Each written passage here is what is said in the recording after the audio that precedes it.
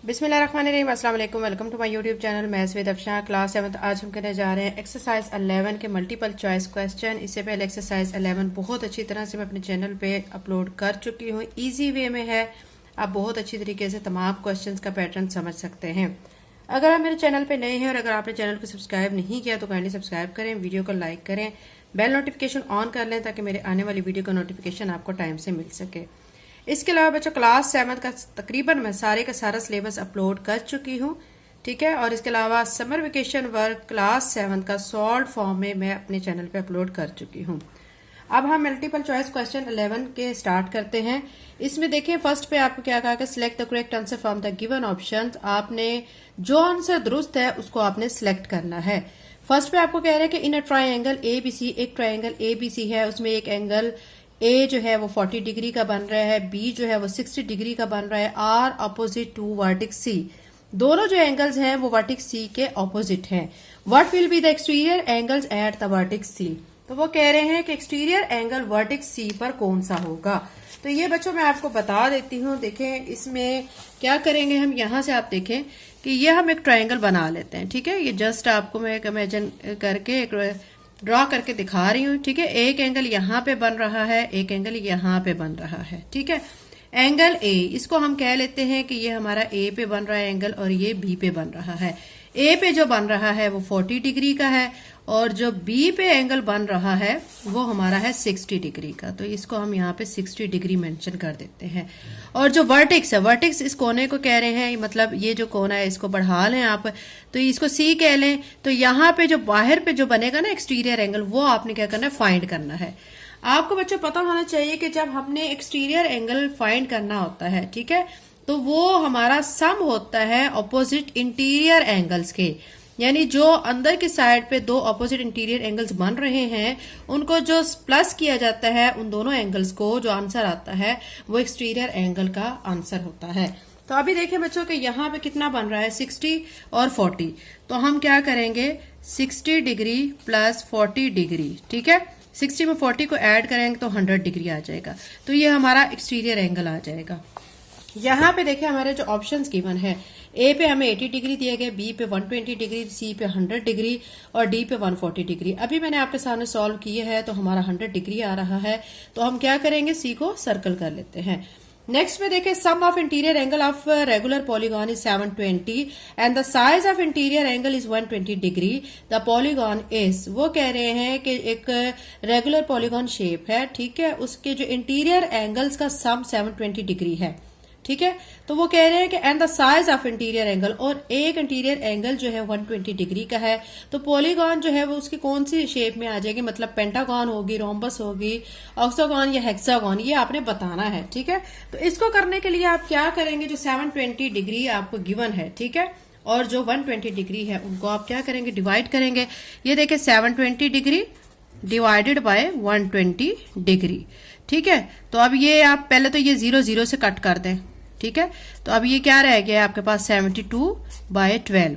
अब 12 का टेबल पढ़े आप, 12 1 जा 12 पढ़ेंगे ना, ठीक है। 12 6 जा 72 आ जाएगा।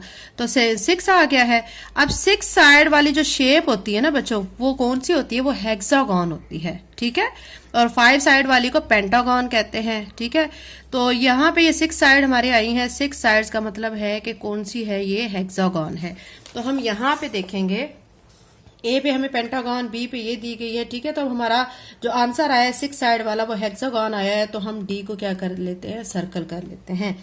नेक्स्ट पे देखें, in the given shape the sum of interior angle is, यानी गिवन शेप में सम ऑफ इंटीरियर एंगल जो है आपने बताना है क्या है। ये शेप आपको गिवन है, ठीक है। तो इंटीरियर एंगल्स के सम के लिए बच्चों मैं आपको पहली फार्मूला बता चुकी हूँ।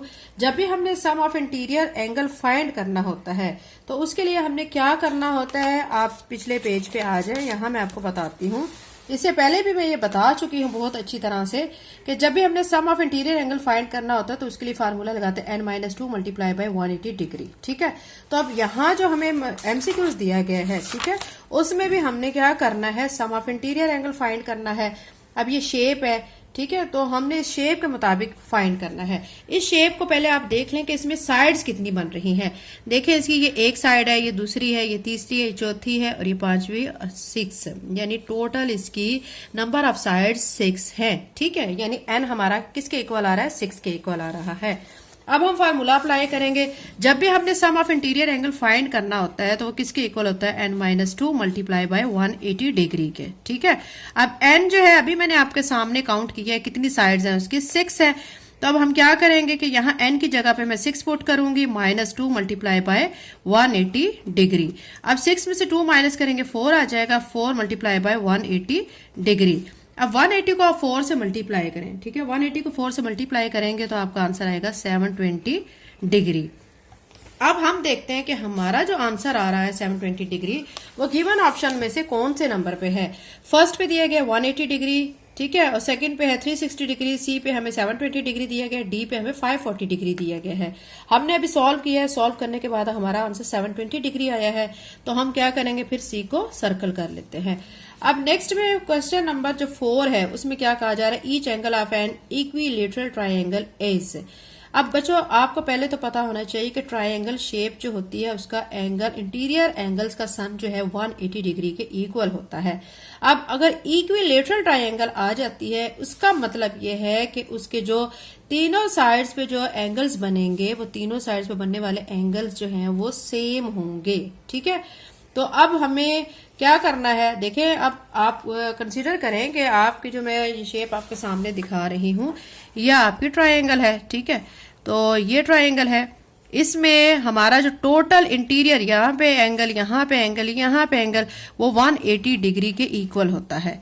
ठीक है, अब इक्विलेटरल ट्रायंगल, अब इस ट्रायंगल को ना अगर हम ऐसे सपोज कर लेते हैं, यहाँ पे कुछ एंगल, यहाँ पे कुछ है, यहाँ पे कुछ है, लेकिन उनको सम किया जाए 180 डिग्री तो वो तो जस्ट एक ट्रायंगल आ जाएगा। ठीक है, लेकिन अगर तीनों पे एंगल सेम हो, यानी 60 डिग्री, 60 डिग्री, 60 डिग्री, 60, 60 और 60, हम तीनों एंगल्स को जब प्लस करेंगे, ठीक है, तीनों एंगल्स को प्लस करेंगे तो आंसर हमारा 180 डिग्री आएगा। तो ऐसे ट्रायंगल को हम इक्विलेटरल ट्रायंगल कहते हैं जिसमें तीनों जो एंगल्स बन रहे होते हैं वो सेम होते हैं। तो अब ये किस कंडीशन में सेम होते हैं, जब हमने 180 डिग्री लाना होता है तो इक्विलेटरल ट्रायंगल का एक एंगल 60 डिग्री का होता है, तब वो इक्विलेटरल ट्रायंगल कहलाएगी। ठीक है, तो अब यहाँ पे देखें, each angle of each equilateral triangle is, first पे है 90 डिग्री, सेकंड पे है 30 डिग्री, सी पे है 90 डिग्री, 60 डिग्री, डी पे 45 डिग्री। तो हमने क्या करना है, सी को सर्कल करना है क्योंकि हमने अभी सॉल्व करके देखा है तो हमारा 60 डिग्री आंसर आ रहा है। नेक्स्ट पे 5 पे देखें, sum of exterior angles of any polygon is, यानी एक पॉलीगॉन शेप है उसका जो सम है एक्सटीरियर एंगल्स का वो किसके इक्वल होता है। तो हम यहाँ पे देखेंगे कि sum of exterior angle of polygon वो किसके इक्वल होता है, 360 डिग्री के इक्वल होता है। ठीक है, ये बच्चों आपको समझ आ गई होगी। तो अब यहाँ पे हमें जो 5 क्वेश्चन में ऑप्शन गिवन है, फर्स्ट पे दिया गया 180 डिग्री, सेकंड पे दिया गया 360, सी पे दिया गया 720 डिग्री, डी पे दिया गया 540 डिग्री। तो हम किसको सर्कल करेंगे, 360 डिग्री को, क्योंकि हमारा जो ऑप्शन है बी वो ठीक है। ठीक है, तो ये बच्चों multiple choice question chapter number 11 के कंप्लीट हो चुके हैं। अगर आप मेरे चैनल पर नए हैं और अगर आपने चैनल को सब्सक्राइब नहीं किया तो काइंडली सब्सक्राइब करें, वीडियो को लाइक करें, बेल नोटिफिकेशन ऑन कर लें ताकि मेरी आने वाली वीडियो का नोटिफिकेशन आपको टाइम से मिल सके। Thank you and Allah Hafiz.